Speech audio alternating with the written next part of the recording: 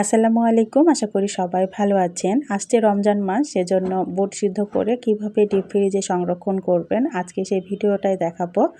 তো আশা করছি আপনাদের অনেক বেশি উপকারে আসবে। তো দেখতে থাকুন আমি কিভাবে বুটটা সিদ্ধ করে ডিপ ফ্রিজে সংরক্ষণ করি। আজকে রমজানে যদি এভাবে বুট সিদ্ধ করে রাখেন তাহলে কিন্তু আপনাদের কাজটা অনেক বেশি কমে যাবে। বুট সিদ্ধ করার জন্য বুটটাকে কিন্তু প্রথমে ভিজিয়ে রাখতে হবে। আমি সারা রাত বুটটাকে ভিজিয়ে রেখেছিলাম। 2 বার ধুয়ে তারপরে এই বুটগুলোকে আমি ভিজিয়ে রেখেছি। এবার পানি থেকে উঠিয়ে আমি বুটগুলোকে প্রেসার কুকারের মধ্যে নিয়ে নিয়েছি। প্রেসার কুকারে বুট সিদ্ধ করলে কিন্তু খুব সুন্দর বুট সিদ্ধ হয়, আর হাঁড়িতে সিদ্ধ করলে কিন্তু সিদ্ধ হতে অনেক সময় লাগে। তো প্রেসার কুকারের মধ্যে আমি বুটগুলোকে নিয়ে এর মধ্যে দিয়ে দিব পরিমাণ মতো লবণ আর হলুদ। লবণ আর হলুদ দিয়ে বুট সিদ্ধ করলে বুটের কালারটা অনেক সুন্দর আসে।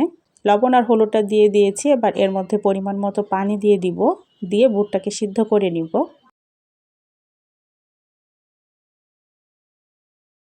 বুটগুলো সিদ্ধ করে নিয়েছি, তো দেখতেই পাচ্ছেন বুটের কালারটা কত সুন্দর এসেছে। আর বুটের ভেতরে যে পানি, সে পানিটা দেখেন কতটা কালো হয়ে গেছে।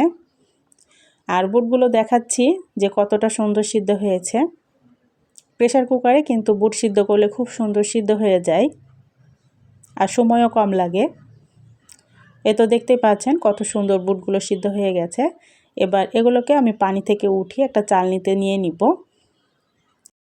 এটা কিন্তু হাঁড়িতে সিদ্ধ করলে এত সুন্দর সিদ্ধ হয় না, প্রেসার কুকারে খুব সুন্দর বুট সিদ্ধ হয়। বুটগুলোকে একটা চালনিতে নিয়েছি। এবার এগুলোকে ঠান্ডা করে তারপরে আমি বক্সে ভরে নিব। বুটগুলো ঠান্ডা হয়ে গেছে, এগুলোকে বক্সে ভরে নিব। আমি এখানে বক্স নিয়েছি। আমি যতটুকু পরিমাণ রান্না করব সেই পরিমাণ বাটিতে উঠিয়ে রাখছি। আর এখানে আমি বাটির মধ্যে বুটগুলোকে উঠিয়ে নিব। যতটুকু পরিমাণ আমার দরকার ঠিক সেই পরিমাণে আমি উঠিয়ে নিচ্ছি। যতটুকু পরিমাণ আপনি বুট রান্না করবেন সেই পরিমাণ আপনি বাটিতে উঠিয়ে নেবেন, শুধু ফ্রিজ থেকে বের করে রান্না করে নেবেন, তাহলেই হবে। তো আমি 3টা বাটিতে বুটগুলো উঠিয়ে রেখেছি। তো এভাবে আপনি ডিপ ফ্রিজে বুটগুলোকে সংরক্ষণ করতে পারেন, তাহলে এই যে আসছে রমজান, এই রমজানে আপনার কাজ অনেকটাই এগিয়ে যাবে। সব বুটগুলো আমি বাটিতে উঠিয়ে নিয়েছি। এবার ঢাকনা দিয়ে এগুলোকে ডিপ ফ্রিজে সংরক্ষণ করব। শুধু বের করে রান্না করে নিলেই হবে। যখন আপনি বুটটা রান্না করবেন তখন শুধু বের করে রান্না করে নেবেন, তাহলেই হবে। তো আশা করছি আজকের এই ভিডিওটা আপনাদের অনেক বেশি উপকারে আসবে। যারা এভাবে বুট সংরক্ষণ করেন তারা তো জানেন যে এটা কত সুন্দর হয়। এই যে রমজান মাস, এই রমজান মাসে আপনার কাজ অনেকটাই কমে যাবে।